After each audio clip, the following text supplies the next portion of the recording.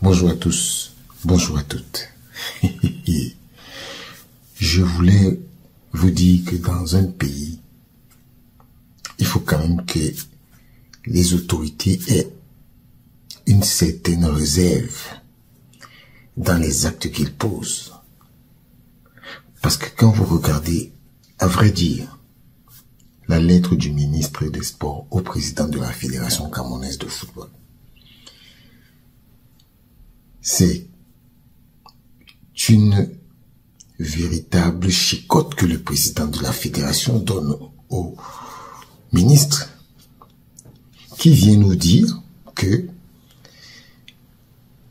la convention lui donne les pleins droits de nommer un sélectionneur.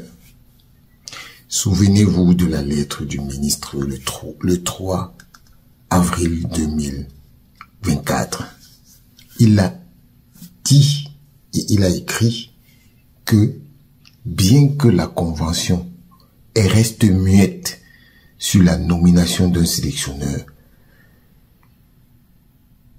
elle le permet de nommer le sélectionneur. C'est ce qu'il avait dit. Hier, il vient dire que la convention lui donne le droit de nommer un sélectionneur. Parce qu'il sait très bien que nulle part dans la convention c'est écrit. Nulle part. Vous voyez? Vous voyez? Mais moi, j'ai envie de parler au président de la Fédération camerounaise de football une fois de plus. Monsieur le président de la FECAFOOT, nommez votre staff.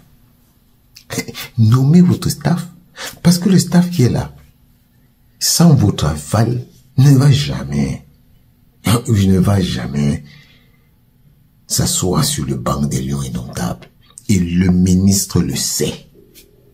Et c'est pour ça qu'il est autant expressif, au point de vous menacer qu'il va regarder le football professionnel. C'est aujourd'hui qu'il connaît que le football professionnel existe. Il va regarder les finances de la FECAFOOT. Dites au ministre que ce n'est pas vous qui gérez les finances que le ministère des Finances met à votre disposition. Il ne le sait pas. Il le sait très bien. Mais c'est parce que vous l'avez poussé dans ses retranchements. Et il sait qu'il est dos au mur. Il ne peut plus rien faire. Bravo, monsieur le président de la FECAFOOT. Vous êtes un légaliste. Tous les actes que vous prenez sont en adéquation avec votre ligne de conduite. Le décret du 26 septembre 2014, c'est votre guide. Et restez dans votre position.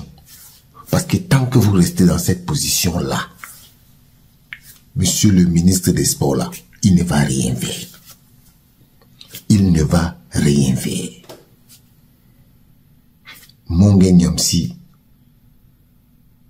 Daniel, il m'a dit lors de mon interview que avant les ministres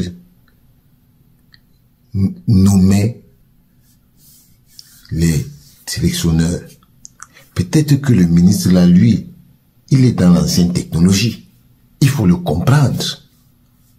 Il ne comprend pas que là où il est là, on a déjà changé.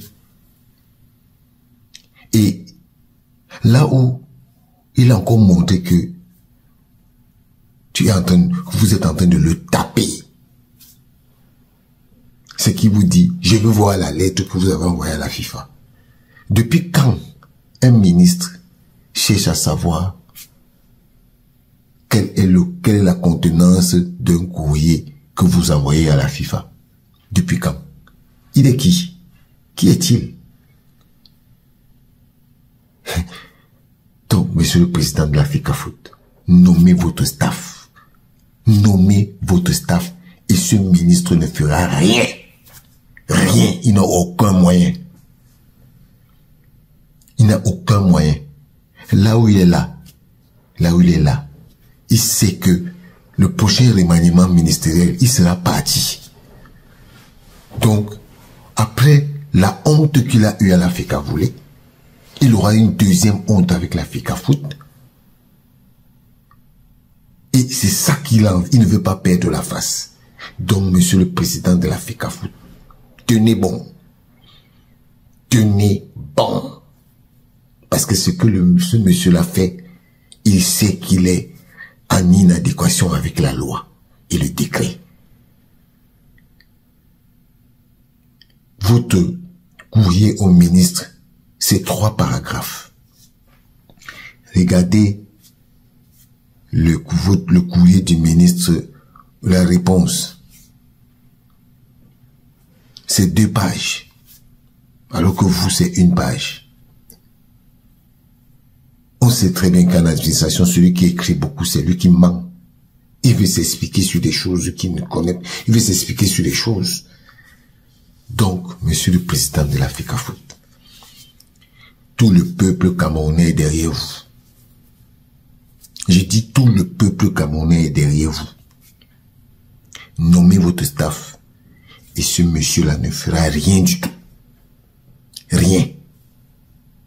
La preuve, vous avez nommé vos coordonnateurs. Ces coordonnateurs sont où? Ils sont où?